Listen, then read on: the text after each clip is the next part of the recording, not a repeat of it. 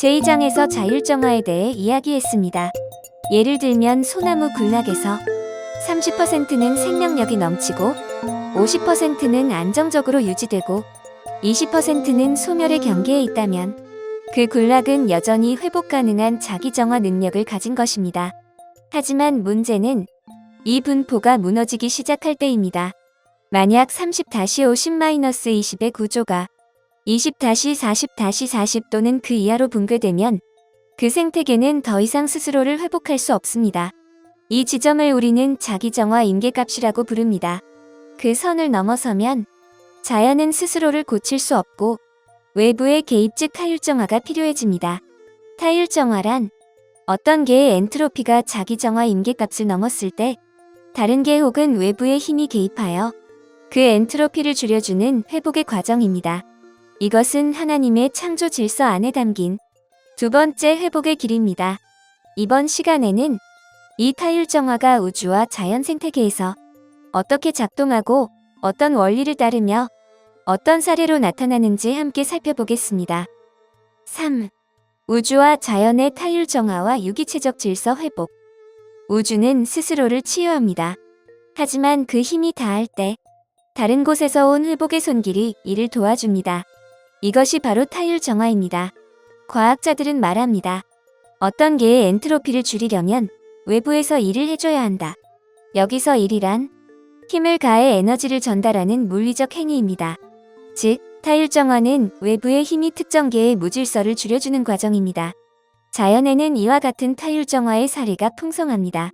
예를 들어 사하라 사막에서 날아온 알칼리성 모래먼지는 산성화되고 있는 유럽의 토양을 중화합니다. 고비 사막의 황사는 우리나라와 동북아의 토양 산성화를 정화합니다. 바다에서 발생한 태풍은 오염된 육지로 향해 그곳의 대기를 씻어내고 육지의 황토는 오염된 바닷물을 정화합니다. 놀랍지 않습니까? 서로 전혀 떨어져 있는 것처럼 보이는 이 개들이 서로의 회복을 위해 서로를 정화하고 있다는 사실이 말입니다. 이처럼 타율정화는 한 개의 자기정화 능력이 무너졌을 때 다른 개가 그 자리를 채워주는 회복의 질서입니다. 하지만 이것은 그냥 일어나는 일이 아닙니다. 자기정화가 작동하지 못할수록 타율정화의 필요성이 커지며 타율정화가 많아질수록 자기정화는 약해집니다. 이 둘은 쌍대관계이며 우주 안에서의 유기적인 균형을 보여주는 거울입니다. 왜냐하면 우주와 자연은 각 부분이 필연적으로 서로 얽혀있는 유기체이기 때문입니다. 유기체란 무엇입니까? 생명을 가진 조직체이며 각 부분이 전체를 위해 기능하며 전체는 각 부분을 통해 유지되는 통일된 존재입니다. 우주와 자연 생태계는 단지 모여있는 덩어리가 아닙니다. 그 자체로 살아있는 유기체입니다. 그렇기 때문에 우주의 어느 한 부분이 무너지면 다른 곳에서 그 손상을 치유하려는 반응이 일어나고 이것이 바로 타율정화의 본질입니다. 다음에는 이러한 유기체적 특성은 과연 어디에서 기인하는가? 그 존재의 본질과 근거에 대해 함께 탐구해 보겠습니다. 4-4. 파워의 회귀 특성과 우주와 자연의 생명력 회복. 혼란이 깊어질수록 우리는 원래의 자리로 되돌아가고자 합니다. 하나님께서 만드신 우주와 자연 또한 마찬가지입니다. 우주와 자연에서 엔트로피, 즉 무질서가 증가하면 그것은 끝이 아닙니다. 오히려 회복의 시작점이 됩니다. 왜냐하면 우주와 자연은 무너진 질서를 그대로 내버려 두지 않기 때문입니다. 이때 작동하는 것이 바로 자기정화와 타율정화입니다. 자기정화는 내부의 생명력으로부터, 타율정화는 외부의 힘으로부터 질서를 다시 일으키는 힘입니다. 이러한 정화작용을 통해 우주와 자연은 다시 본래의 상태와 위상으로 회귀합니다. 바로 회귀란 생명력의 자리로 돌아가는 것입니다. 회복된 생명력은 다시금 개체의 정체성을 깨우고 그 정체성은 파워 5 속성 중 자신에게 꼭 맞는 패턴을 기능적으로 선택합니다. 그리고 이 선택은 결국 완전 기능 파워를 만들어냅니다. 그 결과 개체는 자신의 존재 이유를 실현하고 우주와 자연 전체는 상생과 협력의 조화로운 질서 속으로 다시 흘러들어갑니다. 이 모든 과정을 하나의 문장으로 정리할 수 있다면 이렇게 말할 수 있을 것입니다. 회귀란 생명력이 다시 자기 자리를 찾는 우주의 본능입니다. 그렇다면 우리는 이제 묻게 됩니다. 우주와 자연에서 자기정화나 타율정화는 어떻게 유발되는가? 무질서에서 질서로 되돌아가는 그 회귀의 힘은 어디서 오는가? 주님께서 파워의 회귀에 대해서 말씀하셨습니다. 모든 파워는 회귀 특성을 가지고 있다. 그러나 이러한 회귀는 그 이전과 동일한 상황으로의 회귀가 아니라 그 이전과는 위상이나 차원이 달라진 회귀를 의미하며 이러한 회귀는 질적 및 양적 변화를 수반한다. 라고 하셨습니다. 모든 생명은 결국 자기 자리로 되돌아옵니다. 그러나 그 되돌아옴은 단순한 반복이 아니라 한 차원 높아진 회복된 순환입니다. 우주와 자연의 시작. 그 태초에는 빅뱅의 파워가 있었습니다. 그 파워는 단지 폭발이 아니라 생명력을 포함한 근원적인 에너지였습니다.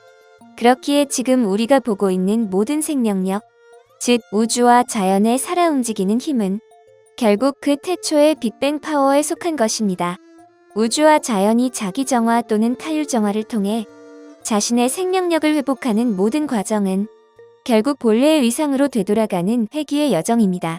이 회귀는 단순히 예전으로 돌아간다는 뜻이 아닙니다. 그보다 더 본질적으로는 이전보다 더 깊고 높은 차원의 생명력 회복을 뜻합니다. 예를 들어 연어는 자신이 태어난 강으로 돌아와 새 생명을 낳습니다. 제비는 겨울을 남방에서 보내고 봄이면 다시 둥지로 돌아옵니다. 물은 바다에서 증발하여 비가 되어 다시 바다로 돌아옵니다. 이러한 모든 자연의 흐름은 우주와 자연에 내재된 회귀 특성이 살아있기 때문입니다. 회귀는 우주의 본능입니다. 왜냐하면 존재하는 모든 것들은 태초의 빅뱅 파워에 포함된 회귀 특성을 잠재적 귀속이나 본능의 형태로 간직하고 있기 때문입니다.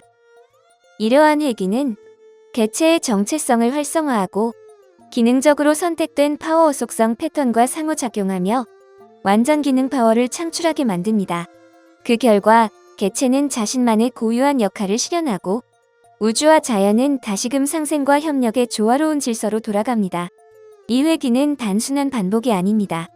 질적 변화, 양적 성장, 그리고 파워 순환의 재창조를 동반한 회귀입니다.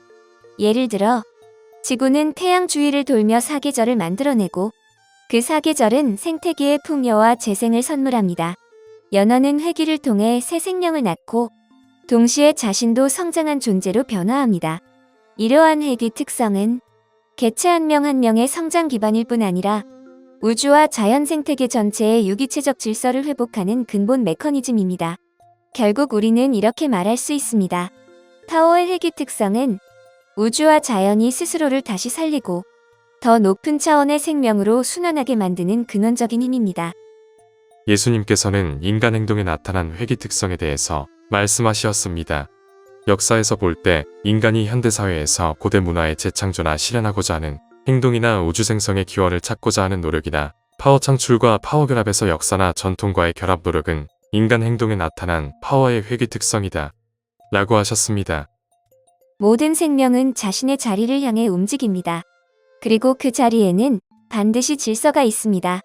우주와 자연의 생명력은 그 자체로 정지된 상태가 아니라 끊임없이 살아 움직이는 힘입니다. 이 생명력은 우주와 자연에 속한 개체의 정체성을 깨우고 그 개체는 자신에게 주어진 파워 속성 패턴을 기능적으로 선택하여 존재의 가치를 실현하게 됩니다.